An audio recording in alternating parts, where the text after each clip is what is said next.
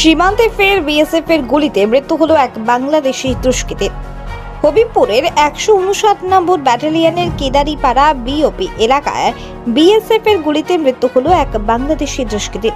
এই দিন আনুমানিক ভোর 3:30 নাগাদ কয়েকজন বাংলাদেশি দুষ্কৃতী ভারত ভূখণ্ডে প্রবেশের চেষ্টা করে। বিএসএফ জওয়ানরা তাদের হুঁশিয়ারি দিলে বাংলাদেশিরা পাল্টা চ্যালেঞ্জ জানায়, এমনকি বিএসএফদের প্রতি আক্রমণাত্মক হয়ে ওঠে।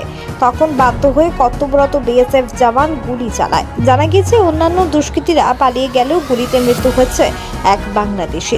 মৃত বাংলাদেশির পরিচয় জানার চেষ্টা করছে বিএসএফ এর জওয়ানরা। প্রসঙ্গত, নদী সহ ভূখণ্ডের কিছু ভৌগোলিক সমস্যার কারণে হবিপুরের ভারত বাংলাদেশ সীমান্তে অনেকটাই কাটা তারহীন। টিকাপাড়া থেকে হরিশ্চন্দ্রপুর পর্যন্ত প্রায় 16 কিলোমিটার কাটা তার নেই। সেই সুযোগকেই কাজে লাগিয়ে বাংলাদেশি দুষ্কৃতীরা বারবার সক্রিয় হওয়ার চেষ্টা করলেও তৎপরতার সঙ্গে রুখে দেয় ভারতীয় সীমান্ত সুরক্ষা বাহিনী।